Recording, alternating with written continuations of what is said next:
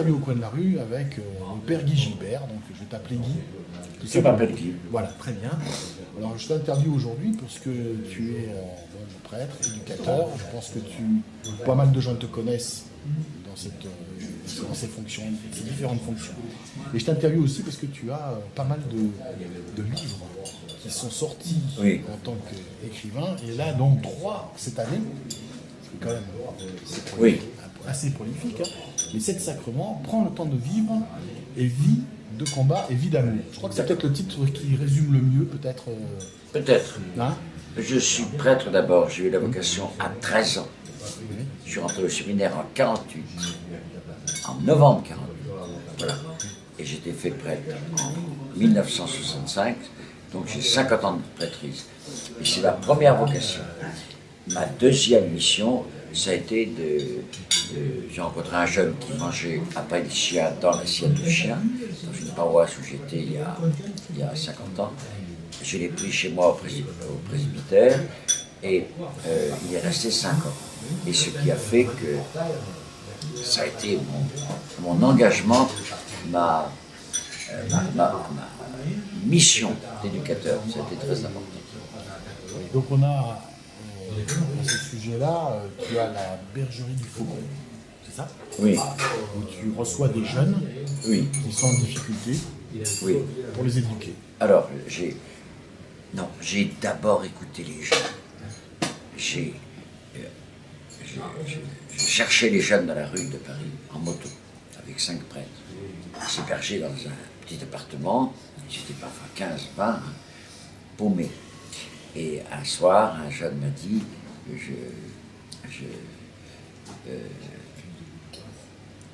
on en a marre de Paris, je voudrais un endroit, on voudrait un endroit loin de Paris, loin de la drogue, loin de l'alcool, et parce qu'il donnait de l'alcool dans ce moment mineur, je veux ça. J'ai cherché. J'ai trouvé une ruine en Provence, et il m'avait dit qu'on la rebâtira avec nos mains et avec de vraies pierres.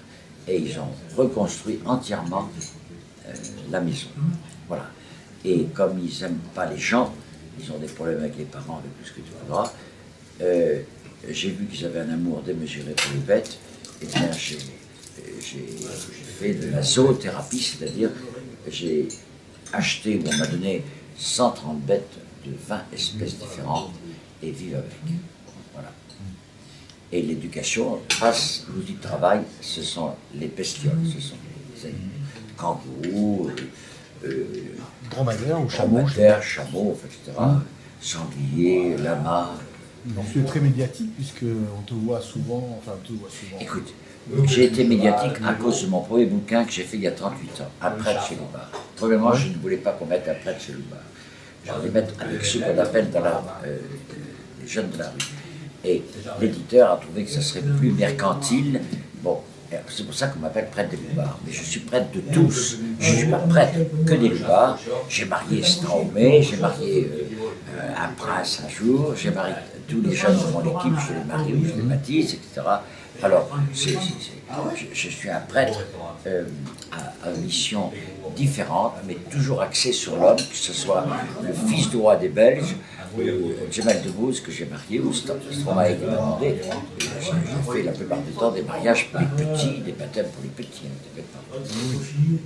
Moi, le titre qui m'a le plus plu parmi la vie, c'est Dealer d'amour.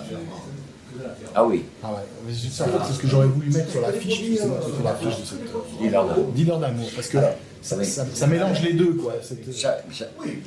J'ai fait ce livre qui a été vendu à 300 000 exemplaires. Je suis passé avec Pivot dans sa célèbre émission à ce moment-là. Les gens m'ont connu. Et alors on m'a pris en moto dans les rues de Paris en train de chercher des jeunes. C'était un curé en moto, c'était un scoop extraordinaire. Et puis après, moi j'en avais marre des médias qui me tombaient sur la gueule, je ne pouvais plus supporter. On me dit, mais t'inquiète pas, ils te lâcheront. Ils m'ont lâché. Et puis un jour, ils me voient avec des kangourous, des chameaux, des machins. Un prêtre au milieu des animaux. Et alors, la médiatisation a été faite très fort. Je l'ai accepté parce que c'est la pratique éducative est importante, elle a essaimé un peu partout, et ça c'est... Et puis j'ai vu également sur le site, qu'il y a un site qui s'appelle digilbert.net. Ouais, d'accord. Voilà, donc ça, qui est assez riche, que tu avais énormément de conférences, Oui. généralement le vendredi, en fin de semaine, voilà, tu te promènes un petit peu partout en France. Toutes les... Pas en France d'ailleurs, pas qu'en France. En France, ailleurs.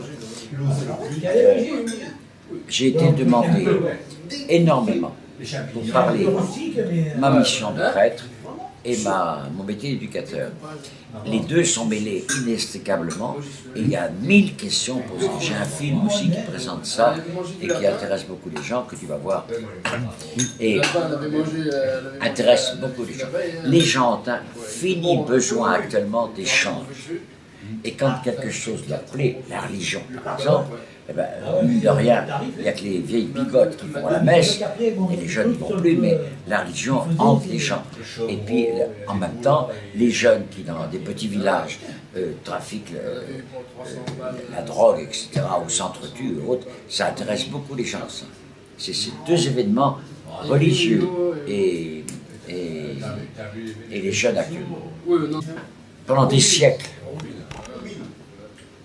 les parents ne s'interrogeaient pas sur les enfants devenaient comme eux. Voilà. Maintenant, depuis 50 ans, une civilisation vient de changer.